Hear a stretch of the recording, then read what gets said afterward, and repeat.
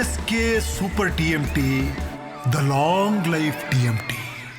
ಭಾರತದಲ್ಲಿ 1.5 ತಿಂಗಳಿಗಾಗುವಷ್ಟು ಇಂಧನ ಶೇಖರಣೆ ಇದೆ. ಯಾವ ಸಮಸ್ಯೆನೂ ಆಗಲ್ಲ.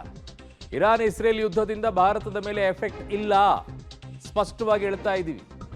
ರಷ್ಯಾದಿಂದ ಪ್ರತಿನಿತ್ಯ 1.4 ಮಿಲಿಯನ್ ಬ್ಯಾರೆಲ್ ಆಮದನ್ನ ಮಾಡ್ಕೊಳ್ಳೋಕೆ ಈಗ ಮುಂದಾಗಿದ್ದಾರೆ. ಸದ್ಯಕ್ಕೆ ಯಾವುದೇ ರೀತಿ ಸಮಸ್ಯೆ ಇಲ್ಲ ಅಂತ ಕೇಂದ್ರ ಸರ್ಕಾರ ಹೇಳಿದೆ. ಹುಚ್ಚಾಟ ಮಾಡಕ್ಕೆ ಹೋಗ್ಬೇಡಿ. ಹೋಗಿ ತುಂಬಿಟ್ಕೊಂಡು ಆ ತುಂಬಿಟ್ಟಿರುವಂಥ ಕ್ಯಾನ್ಗಳಿಗೆ ಏನಾದರೂ ಹೆಚ್ಚು ಕಡಿಮೆ ಆಗಿ ಅಲ್ಲಿ ಬೆಂಕಿ ತಗಲಾಕೊಂಡು ನಿಮ್ಮ ಮನೆಯೆಲ್ಲ ಸುಟ್ಟು ಹೋಗುವಂಥದ್ದು ಬೇಡ. ಅದು ಪೆಟ್ರೋಲ್ ಬಂಕಲ್ಲೇ ಇರಕ್ಕೆ ಬಿಡಿ. ಯಾಕೆ ಅದ್ರ ಬಗ್ಗೆ ಇನ್ನೊಂದಿಷ್ಟು ತಲೆ ಕೆಡಿಸ್ಕೊಂಡು ಕೂತ್ಕೊಂಡಿದ್ದೀರಾ? ಬಾಟ್ಲಲ್ಲಿ ತುಂಬ್ಕೊಂಡು ಹೋಗ್ತೀರಾ, ಕ್ಯಾನಲ್ಲಿ ತುಂಬ್ಕೊಂಡು ಹೋಗ್ತೀರಾ, ಎಲ್ಲೋ ಇಟ್ಟಿರ್ತೀರಾ. ಮೊದಲೇ ಬೇಸಿಗೆ ಕಾಲ, ಒಂಚೂರು ಹೆಚ್ಚು ಕಡಿಮೆ ಕಿಡಿ ಹತ್ತಂದ್ರೆ ಇಡೀ ಮನೆ ಧಗ ಹುರ್ಕೊಂಡು ಹೋಗುತ್ತೆ. ಉಳಿಸೋದೊಂದು 100 ರೂಪಾಯಿ ಹೋಗಲಿ, ನಿಮ್ಮ ಮನೆ ಎಲ್ಲ ಸುಟ್ಟು ಹೋಗೋ ಪರಿಸ್ಥಿತಿಗೆ ಯಾಕೆ ತಂದು ಇಟ್ಕೊಳ್ತೀರಾ?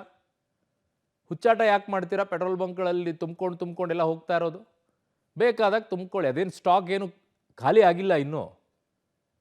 ಸುಮ್ಮನೆ ಹೋಗ್ತೀರಪ್ಪ, ಜನ ಅತಿರೇಕವಾಗಿ ಆಡ್ತೀರಾ ಒಂದೊಂದ್ಸಲ. ಹೆಚ್ಚು ಕಡಿಮೆ ಆದ್ರೆ ಏನ್ರಿ ಮಾಡ್ತೀರಾ? ಬೇಸಿಗೆ ಟೈಮಲ್ಲಿ ನೀವು ಪೆಟ್ರೋಲ್ಗಳನ್ನು ತುಂಬ್ಕೊಂಡು ಮನೇಲಿ ಹೋಗಿ ಇಟ್ಕೊಂಡ್ರೆ ತಲೆಗಿಲೆ ಕೆಟ್ಟಿದೆಯಾ ನಿಮಗೆಲ್ಲ? ಹೋಗಿ ತುಂಬ ಮನೇಲಿ ಇಟ್ಕೊಳ್ಳೋದು. ಕೇಸ್ ಹಾಕಿ ಯಾರ್ಯಾರು ಹಂಗೆ ತುಂಬ್ಕೊಂಡು ಇಟ್ಕೊಳ್ತಾ ಇದ್ದಾರಂತವ್ರ ಮೇಲೆ. ನಾಳೆ ಹೆಚ್ಚು ಕಡಿಮೆ ಆದರೆ ಲಬೋ ಅಂತಾರೆ, ಆಮೇಲೆ ನಮ್ಮ ಪರಿಹಾರ ಅಂತಾರೆ. ಮಾಡೋ ಎಡವಟ್ಟುಗಳು ಇವರು. ಕ್ಯಾನ್ಗಳನ್ನು ದೊಡ್ಡ ಇವನ್ನ ತುಂಬ್ಕೊಂಡು ಮನೇಲಿ ತುಂಬಿಟ್ಕೊಳ್ಳೋದು. ಏನು ಮಾಡ್ತೀರಾ? ನಾಳೆ ಬೆಂಕಿ ಹತ್ತಿದ್ರೆ ಮನೆಯಲ್ಲಿ ಅದನ್ನು ಆರ್ಸೋಕ್ಕೆ ಪಾಪ ಅಗ್ನಿಶಾಮಕದವ್ರು ಬರಬೇಕು. ಆಮೇಲೆ ನೀವು ಪರಿಹಾರ ಸರ್ಕಾರಗಳು ಕೊಡಬೇಕು. ಆಮೇಲೆ ಹಿಂಗಾಗೋಯ್ತಲ್ಲ ಅಂದ್ಕೊಂಡು ಕೊಡ್ತೀರಾ ಜೀವನ ಪರ್ಯಂತ. ಯಾಕ್ರಿ ಬೇಕು ನಿಮಗೆ? ಯಾರಿಗೂ ಕೊಡಕ್ಕೆ ಹೋಗ್ಬೇಡ್ರಿ ಪೆಟ್ರೋಲ್ ಬಂಕ್ನವರು. ಗಾಡಿ ಬಂದರೆ ಗಾಡಿಗೆ ತುಂಬಿಸಿ.